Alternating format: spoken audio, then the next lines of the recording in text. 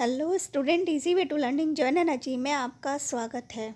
और आज मैं लेकर आई हूँ यूपी बोर्ड द्वारा जारी किए गए मॉडल टेस्ट पेपर में पद्यांशों पर आधारित क्वेश्चंस। सो स्टूडेंट, आज हम सॉल्व करेंगे पद्यांशों पर आधारित जो क्वेश्चंस उत्तर यानी कि प्रश्न उत्तर दे रखे हैं उनको सॉल्व करेंगे स्टूडेंट। तो क्लास को स्टार्ट करने से पहले स्टूडेंट, आप मेरी वीडियो को ज़्यादा से ज़्यादा शेयर कर दीजिए ताकि और भी स्टूडेंट जो है जो कि यूपी बोर्ड की प्रिपरेशन कर रहे हैं उनको बेनिफिट मिल सके मेरी इस क्लास का। तो आइए डिस्कस कर लेते हैं इस पद्यांश को स्टूडेंट। ये जो पद्यांश है, जितने भी पद्यांश मैं आपको पढ़ा रही हूँ स्टूडेंट, इन पद्यांशों की मैं आज व्याख्या नहीं बताऊंगी, सिर्फ आपको जो क्वेश्चंस हैं उन क्वेश्चनों को सॉल्व करवाऊंगी, क्योंकि ये जो सारे पद्यांश है मैं आपको पढ़ा चुकी हूँ। तो इनके जो लिंक है, जो लेसन मैंने आपको पढ़ाए हैं उनके लिंक मैंने डिस्क्रिप्शन में आपको प्रोवाइड करवा दिए हैं, आप वहाँ से मेरी वीडियो को देख सकते हैं। तो आइए देख लेते हैं हम इस पद्यांश को। बैठी खिन्ना एक दिवस वह गह में थी अकेली, आंखें आंसू ड्रग युगल में थे धरा को भिगोते। आई धीरे इस सदन में पुष्प सगंध को ले, प्रातः वाली सुपवन इसी काल वातायनों से। संतापों को विपुल बढ़ता देख के दुखिता हो, धीरे बोली सदुख उससे श्रीमती राधिका यूं। प्यारी प्रातः पवन क्यों मुझे है सताती, क्या तू भी कलुषित हुई काल की क्रूरता से। सो स्टूडेंट, पहले मैं आपको ये बता दे रही हूँ कि ये जो पद्यांश लिया गया है वो लिया गया है पवन द्युतिका लेसन से लिया गया है, और उसकी जो रचयिता हैं वो है अयोध्या सिंह उपाध्याय। और इस पद्यांश में जो श्री राधा हैं वो प्रातःकाल पवन को फटकार रही हैं, यानी कि डांट रही हैं। वो कह रही हैं कि जो सुगंधित वायु जो उसके घर में, उनके घर में जो घुस आई है, वो ये बोल रही हैं कि ये सुगंधित वायु मेरे दुख को और बढ़ा रही है। तो आइए इस पर आधारित जो क्वेश्चन है हमको सॉल्व कर लेते हैं।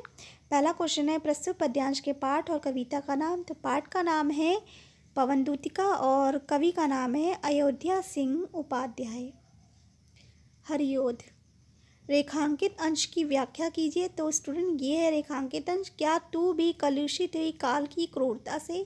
तो यहाँ पर जो राधिका होती हैं वो सुगंधित पवन का जो झोंका उनके घर पे घुस आया है, तो उस सुगंधित वायु से वो परेशान हो रही हैं और वह कहती हैं कि ए पवन, तू मुझे क्यों सता रही है, क्या तू भी समय की क्रूरता से, यानी कि समय ने तो मुझ पर प्रहार कर ही दिया है, क्या तू भी कलुषित यानी कि काली हो गई है समय की क्रूरता से। तो इस तरह से इसकी व्याख्या है स्टूडेंट। फिर आगे क्वेश्चन है, नेक्स्ट क्वेश्चन, घर में खिन अकेली कौन बैठी है। तो घर में खिन अकेली श्री राधिका बैठी हैं। नेक्स्ट क्वेश्चन को देख लेते हैं स्टूडेंट। वातायन से कौन आई है। तो वातायन से वायु आई है, अर्थात पवन आई है। वातायन का मतलब होता है आकाश। श्रीमती राधिका किससे क्या बोली। श्रीमती राधिका जो है पवन से कहती है कि तू मुझे इतना क्यों सता रही है। तो यहाँ पर श्री राधिका जो है पवन से बोलती हैं कि तू मुझे इतना क्यों सता रही है। तो इस तरह से स्टूडेंट ये पद्यांश पर आधारित क्वेश्चन है जो कि मैंने आपको सॉल्व करवा दिए हैं। अब हम नेक्स्ट पद्यांश को देख लेते हैं स्टूडेंट। ये पद्यांश भी जो है पवन द्युतिका से लिया गया है और उसके रचयिता तो आपको मालूम ही है। तो आइए हम पद्यांश को पढ़ लेते हैं। लज्जाशीला पथिक महिला जो कहीं दृष्टि आए, होने देना विकृत वसना तू ना तू सुंदरी को। जो थोड़ी भी भ्रमित वह हो तो गोद ले श्रांति खोना, होठों की ओ कमल मुख की मलिनताएं मिटाना। कोई क्लांता कृष्ण लल्ला खेत में जो दिखावे, धीरे धीरे कृष्ण लल्ला खेत में जो दिखावे। जाता कोई जलद यादी हो व्योम में तो उसे ला। तो यहाँ पर जो राधिका हैं वो पवन को दूध बना के श्री कृष्ण का पास भेज रही हैं। तो यहाँ पर वो पवन से कहती हैं कि रास्ते में अगर तुम्हें कोई भी मिलता है तो तुम उसके साथ कैसा व्यवहार करोगी। तो इस व्यवहार का वर्णन जो है इस पद्यांश में किया गया है स्टूडेंट। तो आइए हम इस पद्यांश के क्वेश्चंस को देख लेते हैं स्टूडेंट। तो पहला क्वेश्चन आपको आता है स्टूडेंट, प्रस्तुत पद्यांश के पाठ का नाम और कवि का नाम। तो पाठ का नाम है पवन दूतिका और कवि का नाम है अयोध्या सिंह उपाध्याय हरिऔध। फिर इसके बाद नेक्स्ट क्वेश्चन है, रेखांकित अंश की व्याख्या कीजिए। तो आइए देख लेते हैं इस में रेखांकित अंश कौन सा है।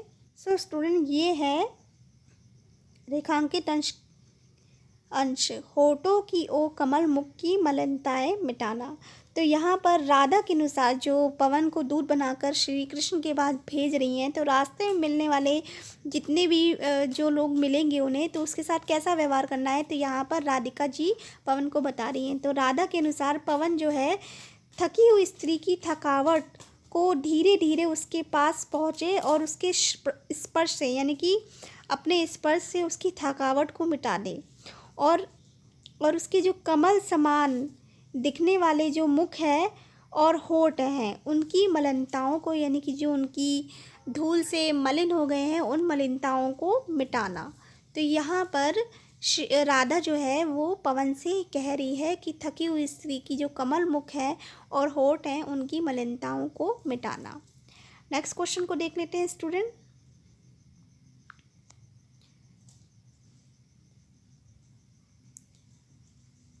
नेक्स्ट क्वेश्चन में है, वह लज्जाशील पथिक महिला के विषय में क्या कहती है। वह लज्जाशील पथिक महिला के लिए ये कहती है कि राधा पवन से लज्जाशील महिला के प्रति स्नेह और प्रेम का आचरण अपनाने के लिए कहती है। यदि उसे रास्ते में कोई लज्जाशील महिला मिले तो वो उसके वस्त्रों को ना उड़ाए। तो वो पवन से कहती हैं कि कोई लज्जाशील जो पथिक महिला है अगर वो रास्ते में मिलती है तो कृपया करके तुम उसके वस्त्रों को नहीं उड़ाना। फिर उसके बाद है नेक्स्ट क्वेश्चन, वह किसे गोद में लेकर क्या करने की बात कह रही हैं।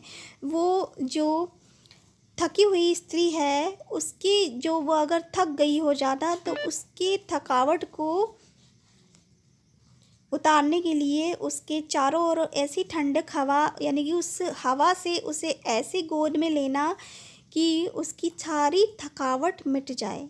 तो इस तरह से वो ये कह रही है जो लज्जाशील पथिक महिला है उसे गोद में लेकर उसकी थकावट को दूर करने के लिए कह रही हैं। फिर नेक्स्ट क्वेश्चन है, वह कृषक ललना के लिए क्या करने को कहती हैं। वह कृषक ललना के लिए ये कह रही हैं जो खेतों में किसान काम करते हैं और जो बच्चे उनके इधर उधर घूम रहे होते हैं, ललना मीन्स उनके जो बच्चे होते हैं, तो उनसे वो कह रही है कि अगर उनके ऊपर तेज़ धूप हो तो आकाश से कोई ऐसा छावदार जो बादल है उनके ऊपर छाव के लिए ले आना, ताकि उनकी जो थकावट है, उन बच्चों की जो थकावट है वह दूर हो सके और वो आसानी से खेल सके। तो इस तरह से इस पद्यांश में जो राधा है पवन को अच्छा व्यवहार करने के लिए पथिक से और कृषक के बच्चों से करने के लिए कह रही हैं। अब नेक्स्ट हम पद्यांश को देख लेते हैं स्टूडेंट। नेक्स्ट पद्यांश है, यह सच है तो अब लौट चलो तुम घर को, चौके सब सुनकर अटल केकई स्वर को। सबने रानी की ओर अचानक देखा, वैधव्य तुषारवृता यथा विधु लेखा। बैठी थी अचल तथापि असंख्य तरंगा, वह सिंगी अब भी हा हा गोमुखी गंगा। सो स्टूडेंट ये जो पद्यांश लिया गया है वो लिया गया है केकई के अनुताप से, यानी कि केकई के पश्चाताप से लिया गया है और इसकी जो रचयिता है वो है मैथिली शरण गुप्त। अब हम इस पर आधारित जो क्वेश्चंस हैं उनको सॉल्व कर लेते हैं, क्योंकि ये भी लेसन मैं आपको पढ़ा चुकी हूँ स्टूडेंट, तो आप मेरे डिस्क्रिप्शन में इसके लिंक को देख सकते हैं। तो पहला क्वेश्चन है, प्रस्तुत पद्यांश के पाठ और कवि का नाम। तो पद्यांश का पाठ है केकई का अनुताप और लेखक का नाम है मैथिली शरण गुप्त। नेक्स्ट है, रेखांकित अंश की व्याख्या कीजिए। तो रेखांकित अंश ये है स्टूडेंट, वह सिंगी अब थी हा हा गोमुखी गंगा, यानी कि जब वो यहाँ पर केकई का वर्णन किया गया है स्टूडेंट कि केकई जो है श्री राम को 14 वर्ष का वनवास भेज दिया है, तो वो अब पश्चाताप कर रही हैं। तो पश्चाताप करते हुए यहाँ पर इस लाइन में ये कहा गया है कि जब केकई ने वो श्री राम को 14 वर्ष का वनवास दिया था, तब वो शेरनी की तरह थी। लेकिन जब वो अपने पति और पुत्र दोनों से विरक्त हो गई, यानी कि दूर हो गई, तो वही जो सिंगनी थी वो अब गोमुखी गंगा की तरह पवित्र थी। तो यहाँ पर इसका वर्णन यही है कि पहले जो सिंगनी थी वो अब गोमुखी गंगा सी प्रतीत हो रही थी। नेक्स्ट क्वेश्चन है, यह सच है तो अब लौट चलो तुम घर को, यह कथन किसका है?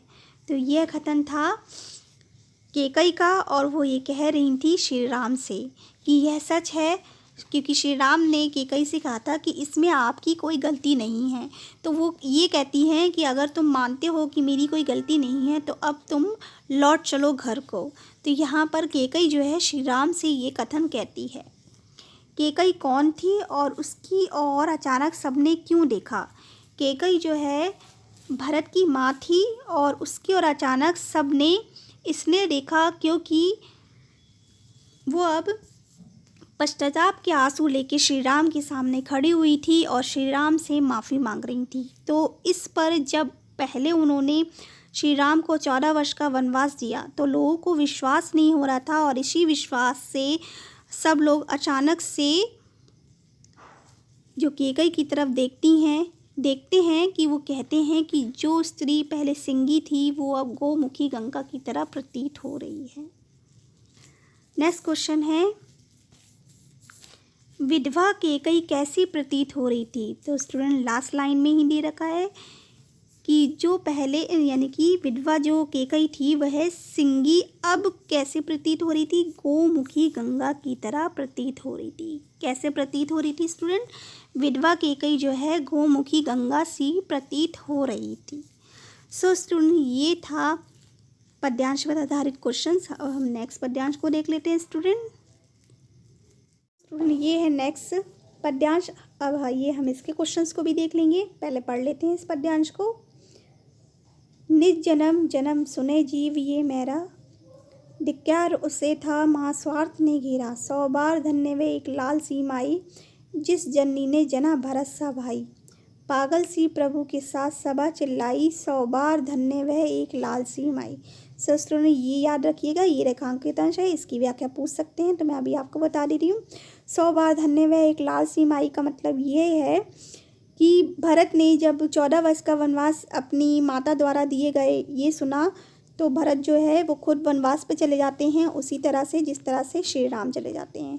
तो सारी जो सभा होती है वो ये कहते हैं कि वह जो माता धन्य है जिसने ऐसा पुत्र जना है, जो कि जिसके पास पूरा मौका था कि वो राज सिंहासन को प्राप्त कर सकता रहे, लेकिन उसने उस सिंहासन को ठुकरा कर वनवास को, जिस तरह से श्री राम वनवास के लिए चले गए उसी तरह से भरत भी वनवास के लिए चले गए।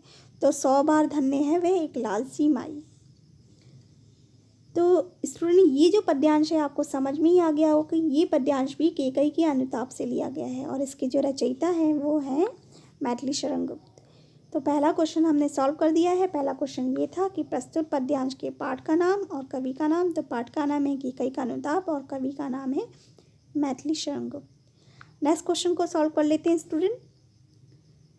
नेक्स्ट क्वेश्चन में ही मैंने अभी आपको बता दिया था, ये पूछा गया है रेखांकित अंश की व्याख्या कीजिए, तो मैंने अभी आपको समझा दी है, आप रिपीट करके मेरी वीडियो को देख लीजिएगा। नेक्स्ट क्वेश्चन है किसको महास्वार्थ ने घेरा था? तो कैकई को महास्वार्थ ने घेरा था। नेक्स्ट क्वेश्चन है 100 जन्मों तक किसका जीव क्या सुने? तो 100 जन्मों तक जो जीव है लोग यही सुनते आएंगे कि एक धिक्कार है उस माँ पर जिसको महास्वार्थ ने घेरा था। तो यही पद्यांश के अंदर है कि धिक्कार है उस माँ को जिसे महास्वार्थ ने घेरा था। नेक्स्ट क्वेश्चन है प्रभु के साथ कौन किस प्रकार चिल्लाई? तो प्रभु के साथ जो है सभा चिल्लाती है कि 100 बार धन्य है वह एक लाल की माई, जिसने जना भरत सा भाई। सो स्टूडेंट मैंने आज आपको इतने पद्यांश पढ़ा दिए हैं जो कि मैंने क्वेश्चन आंसर्स और सॉल्व करवा दिए हैं। तो मैं बहुत जल्दी आऊँगी नेक्स्ट वीडियो लेकर, इसका जो पार्ट 2 बनाऊँगी। तब तक के लिए आप अपना ख्याल रखिए, खुश रहिए, सुरक्षित रहिए। Thank you.